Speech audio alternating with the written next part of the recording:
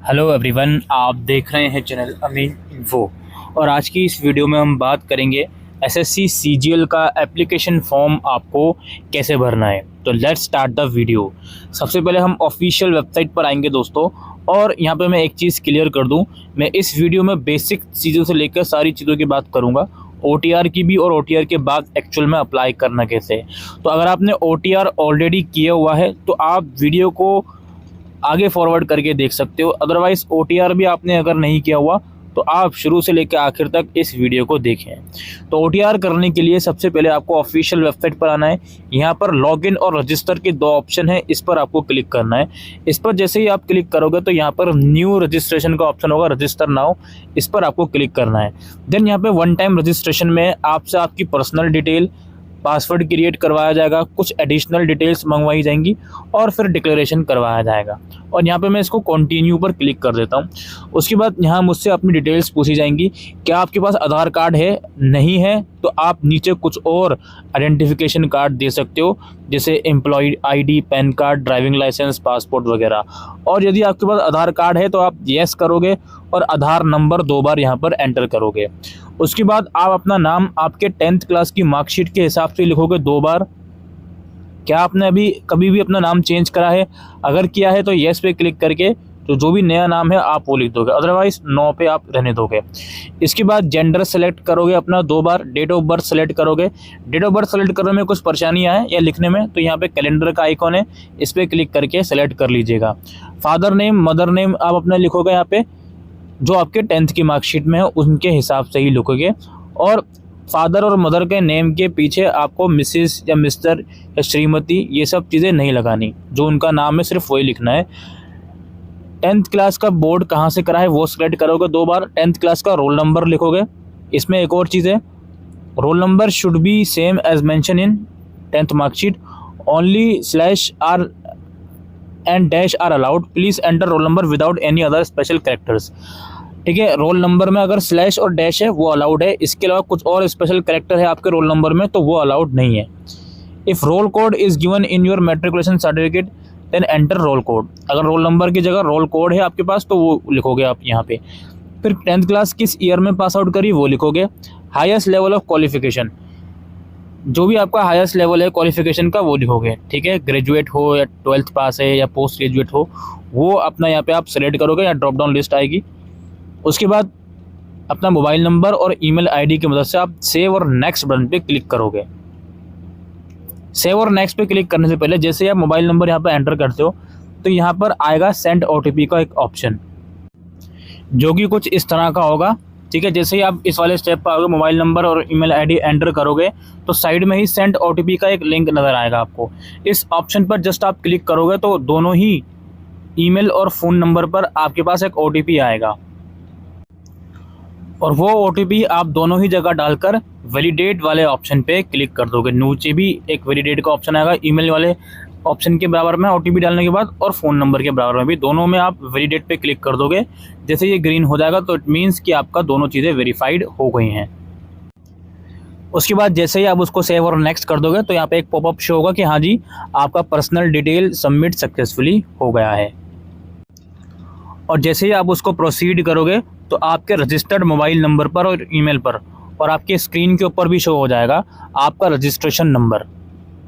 ठीक है, एसएससी का रजिस्ट्रेशन नंबर, जो कि अब आपके through out your life time जब भी आप एसएससी में अप्लाई करोगे इसी नंबर से इन फ्यूचर लॉगिन करोगे।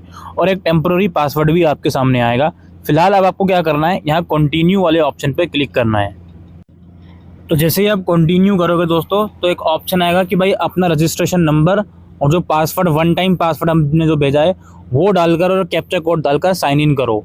जैसे ही आप साइन इन करोगे दोस्तों तो अब आपसे कहा जाएगा कि अब नया पासवर्ड बनाइए। ठीक है, आप क्या करोगे, रजिस्ट्रेशन नंबर आपका यहाँ पे शो कर देगा, आप ओल्ड पासवर्ड जो आपके मोबाइल पर आया होगा वो लिखोगे और एक नया पासवर्ड आप क्रिएट करोगे, जिस पासवर्ड की मदद से और जिस रजिस्ट्रेशन की मदद से आप इन फ्यूचर लॉगिन कर पाओगे। यहाँ पे पासवर्ड क्रिएट करने की गाइडलाइंस कुछ लिखी हुई हैं, जैसे पासवर्ड के अंदर पासवर्ड मिनिमम 8 कैरेक्टर का होना चाहिए उसमें अपर केस और लोअर केस लेटर होना चाहिए, उसमें कोई नंबर होना चाहिए और कोई स्पेशल कैरेक्टर होना चाहिए। तो इन गाइडलाइंस को फॉलो करते हुए आप यहाँ पे पासवर्ड बनाओगे, 2 बार यहाँ पे पासवर्ड लिखोगे। फिर 2 सिक्योरिटी क्वेश्चन आपसे पूछे जाएंगे, दोनों को आप सेलेक्ट करके दोनों का आंसर दोगे। ये इन फ्यूचर पासवर्ड रीसेट करने के काम आता है। देन इसको क्लिक करने के बाद आप इसको सेव और नेक्स्ट कर दोगे। जैसे ही आप सेव और नेक्स्ट कर दोगे, देन दोबारा से अब आपको लॉगिन करना पड़ेगा अगली विंडो में आपके रजिस्ट्रेशन नंबर और जो नया पासवर्ड आपने क्रिएट करा है और जो कैप्चा कोड है उसकी मदद से। जैसे ही आप लॉगिन करोगे दोस्तों, तो अगले ऑप्शन में कुछ एडिशनल डिटेल्स आपसे भरवाई जाएंगी। इन एडिशनल डिटेल्स में आपकी कैटेगरी आएगी, कैटेगरी अपनी सेलेक्ट करोगे 2 बार, नेशनैलिटी सेलेक्ट करोगे और क्या आप PWD डिसेबल हो तो वो सेलेक्ट करोगे, जो भी डिसेबिलिटी है वो सेलेक्ट करोगे और अपना परमानेंट एड्रेस लिखोगे। परमानेंट और कॉरस्पॉन्डेंस एड्रेस सेम है, परमानेंट और प्रेजेंट एड्रेस सेम है तो येस पे क्लिक कर दोगे, अलग है तो नो पे क्लिक करके प्रेजेंट एड्रेस अलग से लिख दोगे। उसको लिखने के बाद इसे सेव और नेक्स्ट बटन पर आपको क्लिक करना है। जैसे ही आप उस पर क्लिक करोगे तो एक डिक्लेरेशन आएगा, जितनी भी डिटेल्स मैंने प्रोवाइड करी हैं वो एकदम ठीक हैं और मैं अगर चाहूँ तो अभी प्रीव्यू पे जाके देख सकता हूँ जो भी डिटेल मैंने प्रोवाइड करी है, ठीक है। अदरवाइज़ मैं इसको डिक्लेयर कर दूंगा, आई एग्री पे क्लिक करके डिक्लेयर कर दूंगा। जैसे ही मैं डिक्लेयर करूंगा मेरा 1 टाइम रजिस्ट्रेशन हो गया है। और अब मैं बताता हूँ 1 टाइम रजिस्ट्रेशन के बाद आपको कैसा पॉपअप शो होगा, मैं दिखा देता हूँ। मैं लॉगिन करूँगा, SSC की ऑफिशियल वेबसाइट पर मैं फिर से आ गया हूँ। इस बार मैंने लॉगिन पे क्लिक करा, अब मैं न्यू रजिस्ट्रेशन नहीं, अब मैं सीधा रजिस्ट्रेशन नंबर और जो पासवर्ड क्रिएट किया हुआ है और कैप्चा कोड की मदद से लॉगिन करूँगा। तो देखिए, अगर आप 1 टाइम पासवर्ड 1 टाइम रजिस्ट्रेशन करने के बाद सीधा प्रोसीड कर लोगे या फिर आप कभी भी लॉगिन करोगे आप SSC की वेबसाइट पर, तो इस तरह का इंटरफेस आएगा। ऊपर कुछ और भी आपकी पर्सनल डिटेल्स लिखी होंगी, वहाँ पर एडिट रजिस्ट्रेशन का ऑप्शन ऊपर आ रहा होगा, आप चाहो तो उसको एडिट भी जाकर कर सकते हो। अब हमारी बारी आती है CGL के लिए कैसे अप्लाई करेंगे। अब हमने लॉगिन कर लिया, OTR हमने कर लिया, जो कि क्रूशियल स्टेप था। अब लॉगिन करने के बाद लाइव एग्जामिनेशन के सेक्शन में जितने भी ऑप्शन हमारे सामने ओपन होंगे, जितने भी फॉर्म करंटली ओपन होंगे वो यहाँ पर शो करेंगे और लास्ट डेट वगैरह जो भी चीज़ें हैं वो उसकी यहाँ पर शो कर देंगी। हमें CGL के लिए अप्लाई करना है तो यहाँ पे अप्लाई का जो ऑप्शन है इस पर हम क्लिक करेंगे। उसके बाद ये हमें नोटिफाई करेगा कि सारी डिटेल्स एकदम ठीक से पढ़ लीजिए। यहाँ पे बताया गया है फ़ोटोग्राफ का जो स्कैन कॉपी है और सिग्नेचर की जो स्कैन कॉपी है उसका रिक्वायर्ड डायमेंशन, रिक्वायर्ड साइज़ क्या है वो बताया गया है। फ़ीस पे करने के लिए 100 रुपये जो होती है, कुछ कैंडिडेट्स रिजर्व एग्जाम्प्ट होते हैं फ़ीस पेमेंट के लिए, बाकी जिनको भी फ़ीस पे करनी है उनके लिए ऑनलाइन ऑप्शन अवेलेबल हो। तो आप फिल फॉर्म पर क्लिक करोगे। अब यहाँ देखिए, अब यहाँ पे कुछ चीज़ें आपसे बताई जाएंगी। सबसे पहले ये लोग बोल रहे हैं सीरियल नंबर 1 से लेके 18 तक जितनी भी चीज़ें हैं वो ऑटोमेटिकली फिल हैं जो आपने OTR में करी थी।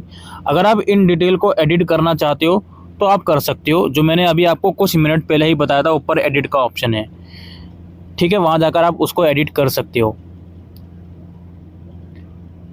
और बाकी जो फर्दर डिटेल्स हैं अब आपको फिलअप करनी पड़ेंगी 18 सीरियल नंबर 18 के बाद की जो डिटेल्स हैं। तो यहाँ इस पेज में आपको सबसे नीचे स्क्रॉल करोगे, सारी डिटेल्स यहाँ पर फिलअप हुई हैं ऑलरेडी।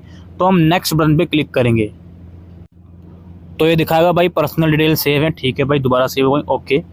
उसके बाद एजुकेशनल डिटेल, देखिए ये 19 से शुरू होगी ना। अब ये हाईएस्ट एजुकेशन क्वालिफिकेशन फिर से हमें सेलेक्ट करने को बोल रहा है। ग्रेजुएशन है, CGL के लिए अप्लाई कर रहे हैं तो इसमें हाईएस्ट तो ग्रेजुएशन ही होगा।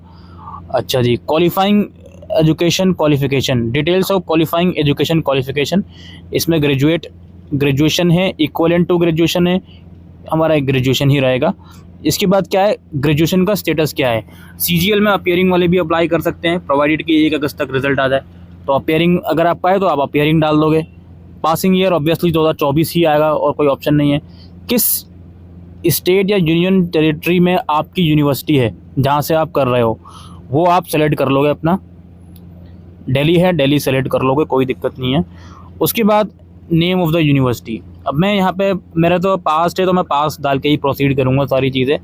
नेम ऑफ़ द यूनिवर्सिटी का नाम क्या है वो सेलेक्ट करोगे, ठीक है। अगर आप SOL से पढ़ रहे हो तो दिल्ली यूनिवर्सिटी ही अपना सेलेक्ट करोगे, आपकी मेन यूनिवर्सिटी DU है, SOL is just a department, तो आप अपने हिसाब से यहाँ पे सेलेक्ट कर लोगे। अगर ड्रॉप डाउन लिस्ट में नाम नहीं होता तो आई थिंक नीचे ऑप्शन ज़रूर होगा मैनुअली सेलेक्ट करने का, तो उसके हिसाब से कर लीजिएगा। उसके बाद रोल नंबर डालोगे आप अपना, एग्ज़ाम रोल नंबर, यहाँ पे एग्ज़ाम रोल नंबर डलेगा। परसेंटेज कितनी है आपकी वो लिख दोगे यहाँ पे। CGPA अगर लिखना चाहो तो लिख सकते हो, ये रेड मार्क नहीं है इसमें तो, लेकिन जो पास आउट है वो तो लिखेगा ही, ऑब्वियसली बात है। तो रोल नंबर, परसेंटेज यहाँ पे लिख के हम प्रोसीड करेंगे। CGPA अगर लिखोगे तो जो भी आपकी ग्रैंड CGPA आएगी आपकी मार्कशीट के हिसाब से वो लिखोगे आप फाइनल ईयर की। और परसेंटेज जो भी आपकी यूनिवर्सिटी का ग्रैंड CGPA को परसेंटेज में कैलकुलेट करने का फॉर्मूला है, उस फॉर्मूले के तहत आप अपनी परसेंटेज यहाँ लिख दोगे। देन इसको हम सेव करेंगे।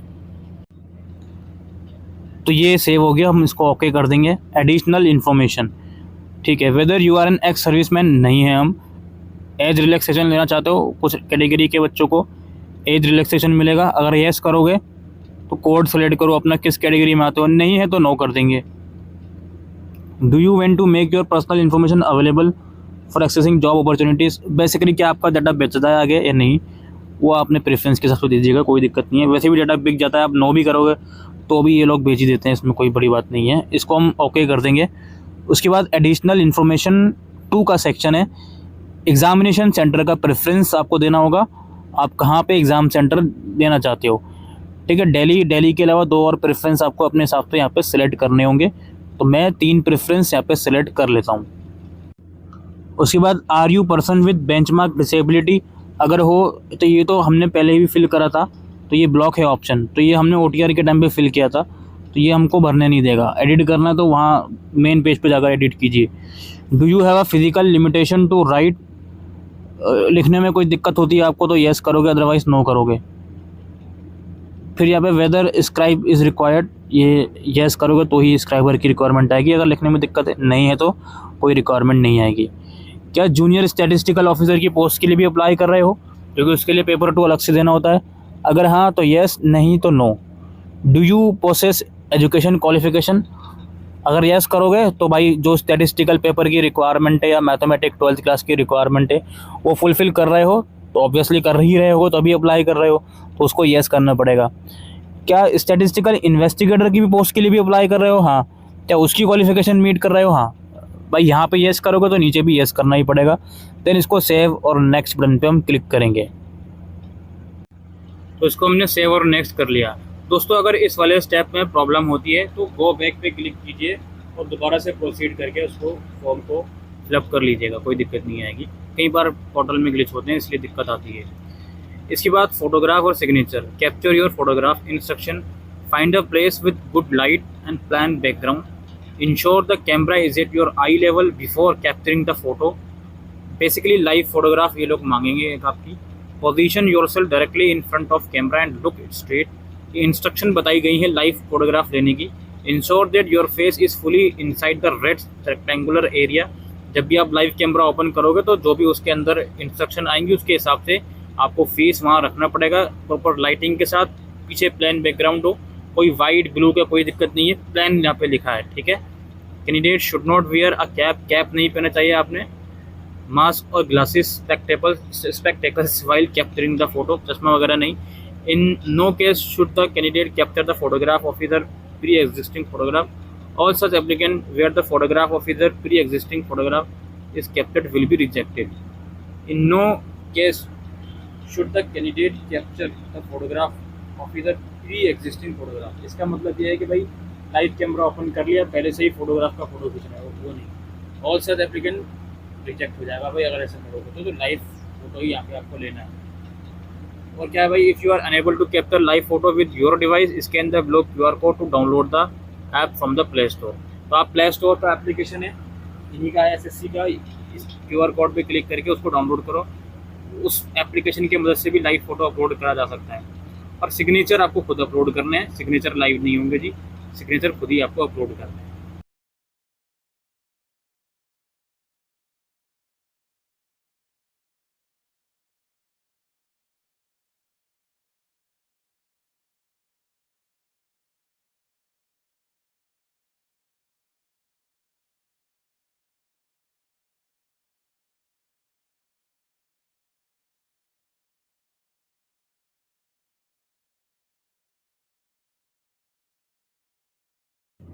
तो लाइव फोटोग्राफ लेते हुए भाई जो क्रोम ब्राउज़र से यानी कि ऑफिशियल वेबसाइट से तो हुआ नहीं, तो मैंने QR कोड के थ्रू एप्लीकेशन डाउनलोड करी और आपके सामने लाइव फ़ोटोग्राफ मैंने सेव किया। हालांकि आपसे रिक्वेस्ट है कि जिस टाइप का फ़ोटोग्राफ मैंने सेव किया है उस टाइप का ना करें, आप प्रॉपर कैमरे को सेट करके कोशिश ये करें कि किसी और से ही करवा लें ये काम, फ्रंट कैमरा से ना करें। वो मैंने फॉर्म फिल करने के लिए जस्ट आपको दिखाया था।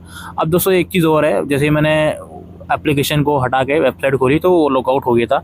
अब जैसे भी आप वन सिटिंग में, ज़रूरी तो नहीं है फॉर्म भरो, आपने लॉगआउट कर दिया या फिर आप बीच में फॉर्म छोड़ दिया था, दोबारा जब लॉगिन करोगे तो दोबारा से ही लाइव एग्जामिनेशन के सेक्शन में दोबारा से ही इस तरह का ऑप्शन आएगा अप्लाई। लेकिन अब दोबारा से आप अप्लाई पे क्लिक नहीं करोगे, आप क्लिक करोगे माई एप्लीकेशन वाले टैब पर, इस पर आप क्लिक करो।